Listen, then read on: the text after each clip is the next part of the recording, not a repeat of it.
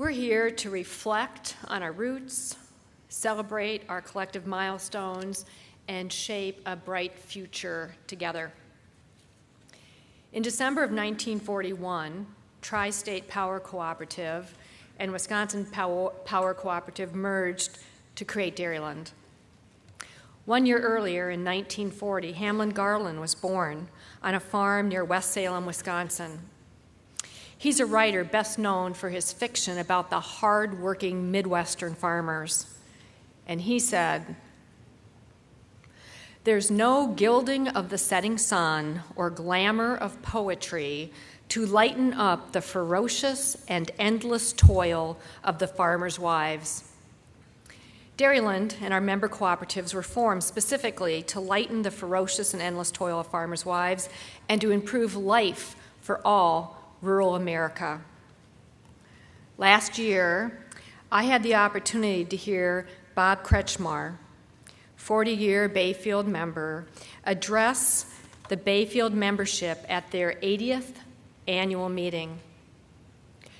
Bob spoke of the incredible toil involved in farm work and in life in general before electricity. Bob reminded the audience that before rural electrification, quote, "Parents and grandparents grew old before their time. It was especially hard on the women, always working over a hot wood stove, cooking, baking, and canning." Bob recalled his mother, who raised 10 children without the benefit of electricity. He remembered, again, quote, "She never had the experience of cooking or baking on an electric stove or oven. She never had a refrigerator or a freezer. She never had a washing machine. She never knew what it was like to turn on water and get either hot or cold. She had none of the things that we take for granted today." Then Bob expressed his fervent and sincere thanks to all who had a hand in creating and sustaining our electric co-ops. His words that day were both touching and representative of the commitment to improving members' lives that I have personally witnessed from all the directors and managers that I have worked with since joining Dairyland. Today, we still lighten lives and empower communities. We're proud of the past and optimistic for our future because we're living the cooperative advantage, the theme of our meeting today. Living the cooperative advantage underscores our commitment to leveraging the unique advantages we have, and this includes our financial structure, including our access to RUS funding and the resulting low cost of capital that we have, our democratic governance that includes our independence and our ability to set our rates so we control our own destiny, and our culture. The culture advantage is huge. We are guided by the cooperative principles and the cooperative spirit in all of our business decisions. Our cooperative advantage sets us apart from the competition. We are focused on long-term value, not on short-term earnings. We are focused on Main Street, not Wall Street. And co-ops are feared and awed for our political strength. From local grassroots action to high-level meetings at the U.S. Capitol, cooperatives influence and change the political landscape. For 3/4 of a century, Dairyland's elected board of directors have led our complex organization with vision and with dedication. I thank them for that. In 2015, we were a $1.6 billion cooperative with 550 employees, 3,200 miles of transmission lines, and nearly 300 substations. Our financial forecast shows that we grow to $2.5 billion in gross plant in 2025. That's a 61% growth in a decade. Our focus on sustainability will ensure that we continue to be a reliable, relevant, and valuable mainstay of our communities. Dairyland's definition of sustainability that you see on your screen exemplifies our commitment to long-term viability. Sustainability is all about balance. Throughout this past year, the board and member cooperative managers strategized with the Dairyland management team to identify key issues and priorities. These strategic priorities are our roadmap, or our GPS, that navigate us to a successful and sustainable destination. The strategic priorities ensure that we meet our vision to exceed member expectations as a safe, sustainable, and premier power cooperative. Our first strategic priority is the cooperative purpose. This reaffirms Dairyland's commitment to our members and to the cooperative principles. There are many challenges ahead, such as regulatory uncertainty and evolving generation needs. And Dairyland is committed to navigating successfully through this complex energy environment. Our newly updated vision, mission, and values demonstrate responsible, strategic, and member-focused planning. I hold the safety of our employees, members, and general public as my number one priority. Safety is a foundational value here at Dairyland. Our efforts to improve our safety culture are paying dividends with tangible results. The charts that you see demonstrate that we're making progress. You'll note the marked drop in both the recordable incident rate and lost workday rates for Dairyland, and the 3-year rolling average, the red line that you see, is also trending down. And while our numbers reflect a stronger culture at Dairyland, we will not rest until we achieve 0 incidents at work and at home. Our commitment is to have everyone home safe every day. This includes routine tasks and unique projects such as using the heavy lift helicopter for aerial construction through the Van Loon Wildlife Area. Like safety, the protection and security of the electric grid is essential. We take cybersecurity seriously. We collaborate with the energy industry and state and federal authorities. We ensure that our processes, systems, and people exceed requirements. We continually prepare for events that could impact grid reliability. And together, we create a culture of vigilance for our grid. Another strategic priority is operational excellence. This includes decommissioning. We safely dismantle facilities that have reached the end of their useful life. One example is the Alma Station, which has provided us with safe, reliable power for decades. And we've been planning for the decommissioning of the La Crosse boiling water reactor that we call LACBAR for many, many years. In 1973, Dairyland purchased the 50-megawatt nuclear facility for $1 from the Atomic Energy Commission. Ownership of a nuclear plant requires planning and funding for the eventual retirement. A nuclear decommissioning trust fund is a requirement for all nuclear plants. Today, our nuclear decommissioning trust fund is valued at $94 million.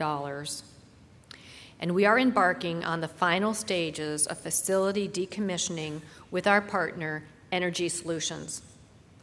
They offer the unique experience and the ability to accomplish this complex nuclear project in a safe, timely, efficient, and expert manner. On June 1st, just days ago, we signed over 10 agreements authorizing a subsidiary of Energy Solutions called La Crosse Solutions to begin the final decommissioning work at Lac Bar. One reason that we're confident in La Crosse Solutions is because they have a similar decommissioning project at the Zion nuclear plant. Zion is about 2,200 megawatts compared to our Lac Bar at 50 megawatts, so they're over 40 times larger, but with comparable complexity and requirements. This milestone at Lac Bar, like so many others, is the result of vision, dedication, and hard work of many employees, the board, the DMA, and our all-star legal counsel. A key strategic priority is diversifying our energy resources, and we created a long-term plan with specific goals, and we refer to this as our preferred plan.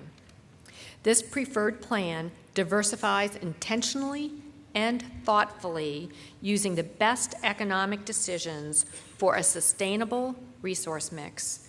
We must plan for a carbon-constrained future regardless of the outcome of any legislative or regulatory actions like the Clean Power Plan. Our commitment to the environment is the guiding principle of our preferred plan. And growth in solar and wind are key components to our plan to diversify. Our existing coal facilities with the $300 million in environmental control technology are still essential for reliability. The chart that you see here shows our planned resource diversification between 2016 and 2026. Note the reduction in coal and the increase in lower carbon sources of energy. We moved from 70% coal in 2016 to 50% in 2026. At last year's annual meeting, I announced that Dairyland was pursuing a request for proposal for up to 25 megawatts of solar energy. This year, we demonstrate that we do what we say we're going to do. We have already contracted for 15 of the 25 megawatts. The 15 megawatt commitment is comprised of 12 different utility-scale solar projects right here in western Wisconsin. And on May 23rd, we celebrated with Richland Cooperative and our solar energy colleagues to mark the groundbreaking of the first of Dairyland's 12 solar projects and Richland's community solar program. In addition, Dairyland's Solar for School initiative was announced on Earth Day, and this summer, solar installations will be constructed at 3 schools near Dairyland's power plants. All of this is good news. And we have even more good news to demonstrate our resource diversification. Today, I am excited to announce a major wind purchase power agreement with EDP Renewables. Dairyland will purchase 98 megawatts of wind energy from EDP. This is a significant addition to our renewables portfolio. This quilt block wind farm will be sited near Platteville, Wisconsin, in our Scenic River territory. There are expected to be 49 towers. This project is pending MISO generation interconnection details, but construction is expected to begin in 2017. There will be press releases on that later today. Renewable energy has been part of our generation mix since our early years. Dairyland's Flambeau Hydro Station came online in 1951, and last year Dairyland committed to 10 more megawatts of hydroelectric power from the Sartell Hydro Station in Minnesota. Our resource diversification plan also includes more natural gas as a means to enable renewables and ensure reliability as we transition to a less carbon-intensive world. As part of our preferred plan, Dairyland is evaluating a partnership in a major combined cycle natural gas facility. This potential alliance is a great example of smart growth that will position our members for the future. For 75 years, Dairyland's board and employees have ensured a solid financial foundation for the future. Our 2015 financial performance was better than forecasted, as detailed by our CFO, Phil Moyleen. As CEO, you look to me and to the board to ensure fiscal responsibility and strong financial results. On behalf of our members, we take that fiscal responsibility very seriously.